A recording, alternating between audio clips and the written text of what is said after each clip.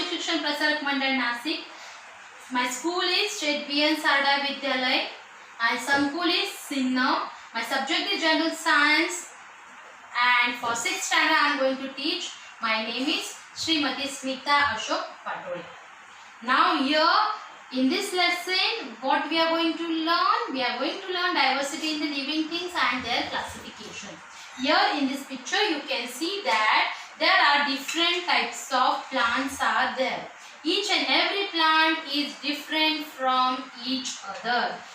You can see these plants are very different. Some plants are small, some plants are big, and some plants are very tall. And you can also see that their trunk, some plants have a thin trunk, some plants have a strong trunk. They have a delicate trunks. Like this, all these things we are going to look in this diversity in living things. So let's start our lesson. Now what we are going to see here, there I have given you some examples. Here you can see periwinkle tree. Then here you can see what you can see. You can see amarvel, that is dodder plant. Here pitcher plant, and here again what you can see? You can see a plant, another plant. Which plant is that? That is the Loranthus plant. Here you can see that this periwinkle plant, we have already seen that how the plants can prepare their own food. So periwinkle plant can prepare its own food with the help of chlorophyll and in presence of sunlight. So this periwinkle plant, what it is called? It is called autotrophic plant because it can prepare its own food. Then here dodder plant. Dodder plant cannot prepare its own food. It has to depend on the other plant to prepare food. And so this dodder plant is what? This dodder plant is a heterotrophic plant. Then you can see this pitcher plant. This pitcher plant, what it does? It does not depend upon the other plant and it does not make on its own food. So on what it depends? It depends on the insects. It depends on the insects for their nutrition.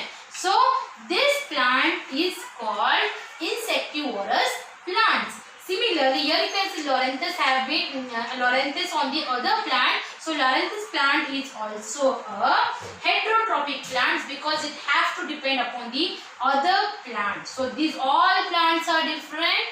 So this is nothing but these are the method for their nutrition. These are the method for their nutrition in the plants. Let us see the structure of a plant. The plant structure can generally be divided into two main parts. First, the part of the stem which grows above the ground and the part of the root which grows below the ground surface. So root, stem, leaves are the main parts of the plant, and from time to time plants bear flowers for reproduction and flowers are transformed into fruits, and fruits have seeds and seeds give rise to the new plant. So here there are some examples you can see. We are going to see now the structure of a plant. Here this is the plant. You can see the structure of the plant. Here the leaf is a part of a plant, fruit is a part of plant, root is a part of plant, stem is a part of plant, and flower is a part of plant. Here you can see that each and every plant has a leaf and it is flat in surface. Plant plays important role in the production of the food. In last chapter we have seen that plant is leaf is very important for the production of the food in the plant. But in some plants we see there is a simple leaf and in some plants we see there is a compound leaf. So simple leaf we can see in hibiscus, mango, then pimple and banyan tree. What you can see? You can see a simple leaf. But we see the compound leaf in gulmohar, tamarind, then rose. In this what we can see? You can see a compound leaf. Then the next important part of the plant is the stem. The height, shape and size of the plant also depends upon the stem. The stem carries out the functions of production, conduction and storage of food. The food which is prepared by the leaves, it is stored in the stem of the plant. and the stem also gives supports to the other parts of the plant. Then there is a flower and root and fruit. So then the root hold the plant firmly. It anchors the plant in the mud. The main function of the root is what? It provides water and nutrients to prepare food for the plants. But roots are also two types. One is a taproot system and another is a fibrous root system. If you want to see the taproot system, we have to see the roots of the hibiscus, banyan tree. And if you want to see the fibrous root system, where we can see that? We can see in a grass. We can see in the onion. After that, the flower. The flower is the most attractive part of the plant because in the plant there are different shapes of flowers and different colors of flowers. And flower has a typical color and shape, and flower is an important means of reproduction. After that, the next part of the plant is a leaf. Fruits have different shapes. Fruits contain one or more seeds, and the pods of beans and peas are actually fruits. So reproduction, that means the plants give birth to the another plants with the help of seeds also. When we borrow seeds, we get a new plant. You can observe the picture. In this picture, what is shown? That each and every plant is different from one another. The height of the plant is different. The stem of the plant is different. The leaves of the plants are also different. So each and every plant is different. And how we can study these plants? We can study these plants. How we can study? We have to think. If we are going to study each and every plant, it will be very, very difficult. So what we have to do? We have to study and it will be very difficult. So what we can do? Our scientist Carl Linnaeus, what he has done? He has divided the plants into different classification. Here the Carl Linnaeus scientist, what he has done? He has classified the plants according on the basis of the similarities and differences in their structures, organs and their other characteristics. So Carl Linnaeus scientist was the first.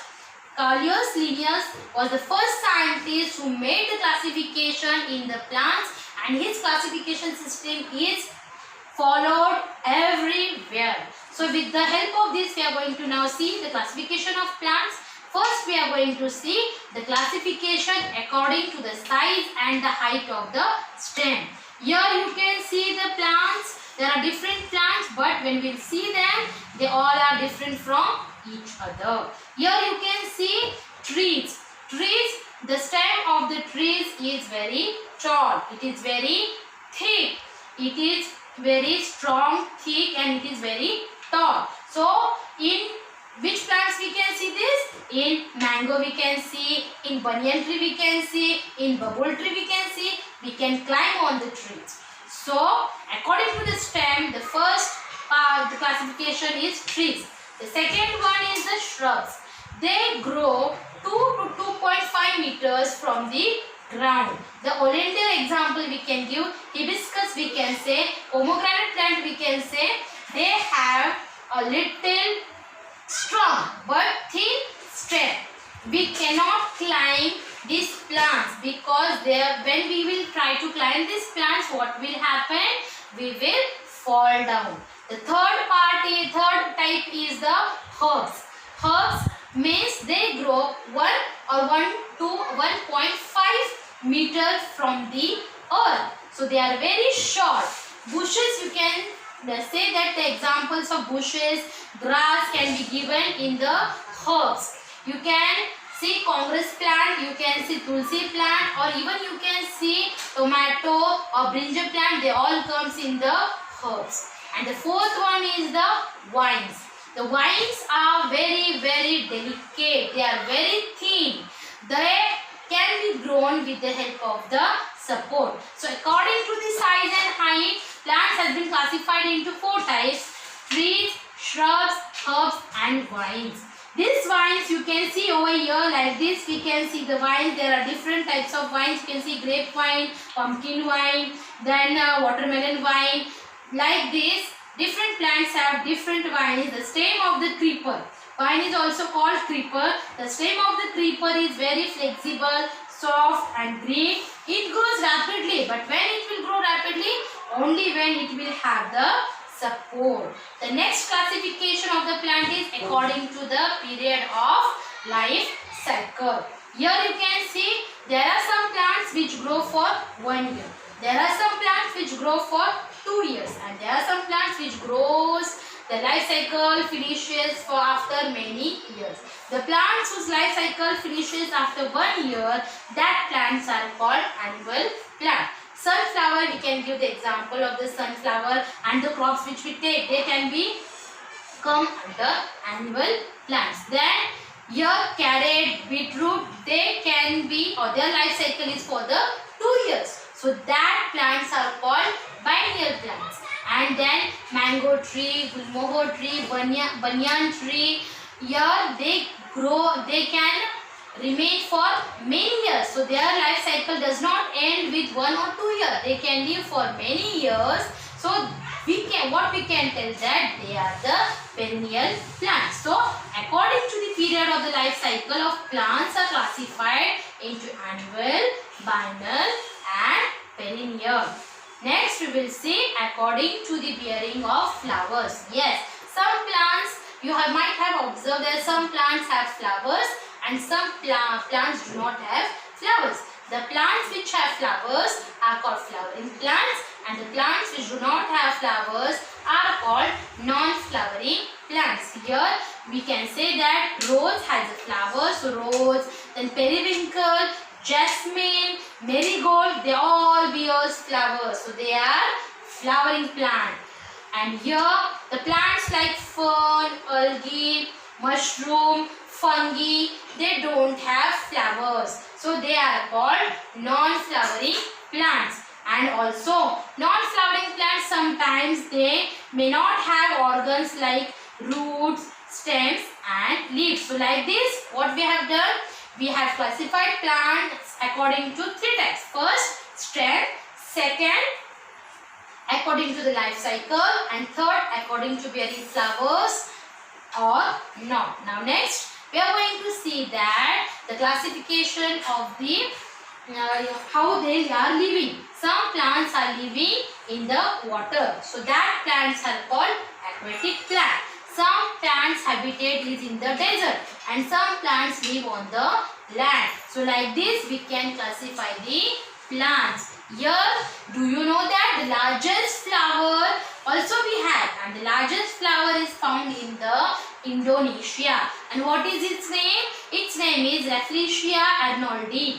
It is about 1 meter, it has a diameter. So much big is this flower. And in the world there is the smallest flower also. And that smallest flower is what? Wolffia or duckweed. Duckweed, this is the smallest flower and its diameter is very small.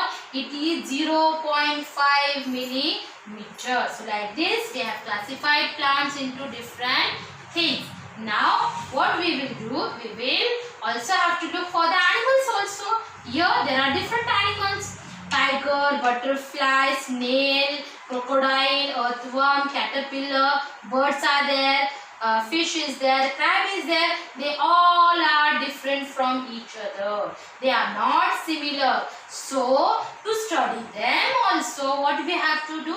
We have to classify the animals. Why? Because there is a diversity in animals and different animals have developed different shapes to survive in the environment. There is a great variety in the body structure of the animals too.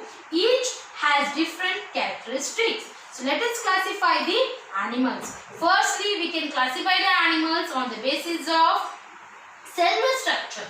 That is, some animals have single cell, they are called unicellular animals, and some animals have many cells, they are called multicellular animals. Then how we can differentiate them? The animals which have single cell are called unicellular animals. Example, amoeba is paramecium. And the animals which have many cells, they are called multicellular animals. Example, horse, parrot and human.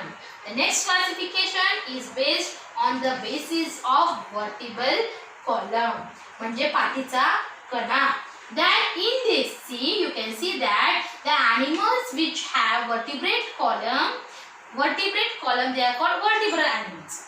And the animals which do not have vertebral column, they are called invertebrate animals. So how we can classify them? Again we have to write the definition that the animals which has vertebral column are called vertebrate animals, and the animals which do not have vertebral column are called invertebrate animals. Then the example of vertebrate animals are kangaroo, human, snake, hen. They all have vertebral column, whereas earthworm, cockroach and snail, they don't have vertebral column, so they are invertebrate animals.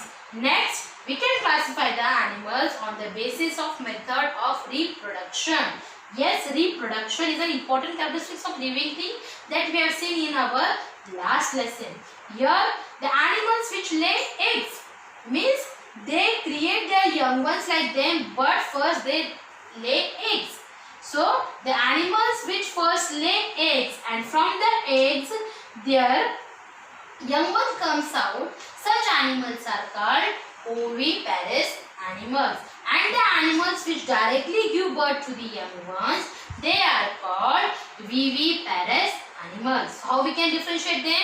We have to make two columns and we have to write the headings: oviparous animals and viviparous animals. And what we will write first? The animals which lays eggs are called oviparous animals, and the animals which give birth to their young one are called viviparous animals.